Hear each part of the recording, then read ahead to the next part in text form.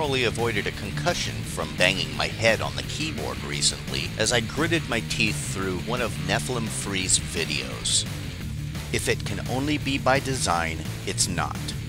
The link is in the crotch bar.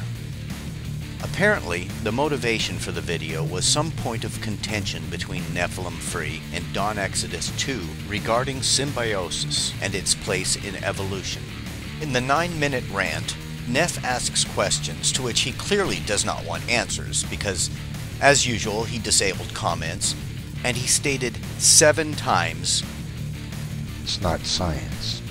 It's not scientific." Now, while nearly every biologist on the planet, many of them theists, would disagree with him regarding the scientific validity of biological evolution, what really caught my attention was not this baseless assertion, but rather the grotesque example of symbiosis he presented, the case of the emerald cockroach wasp, or jewel wasp.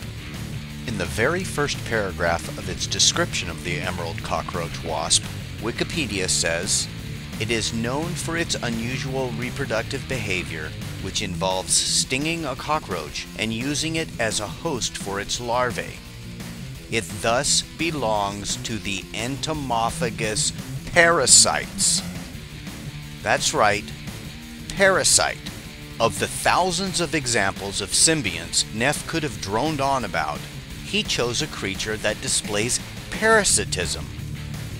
The fact that he chose a creature which, by its parasitic reproductive behavior, displays one of the best examples of the cruelty often inherent in nature, he made the case against a loving creator.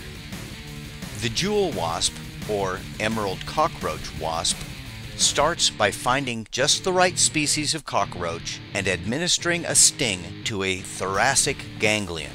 The injected venom temporarily immobilizes the roach's front legs. A second sting is then administered to a carefully chosen spot in the roach's brain which controls the escape reflex.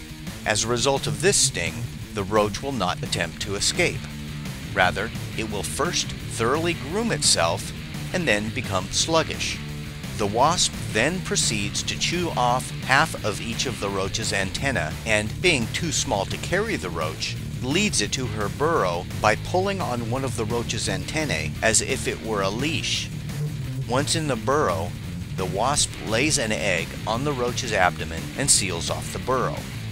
With its escape reflex disabled, the roach will just rest in the burrow as the wasp's egg hatches and the larva feeds on it for 4 to 5 days. The larva then chews its way into the roach's abdomen and, over the next 8 days, proceeds to consume the roach's internal organs in an order which guarantees that the roach will stay alive until the larva enters the pupa stage and forms a cocoon inside the roach's body.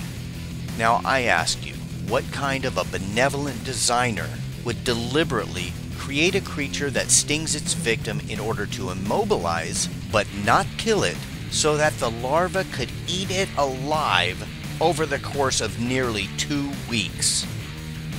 Neph's stupidity is so profound that he literally makes the opposition argument. So unlike in my previous videos, I'm not going to conclude with a message for all ignorant creationists. This one's just for you, Neph. Error, error, error, error, error.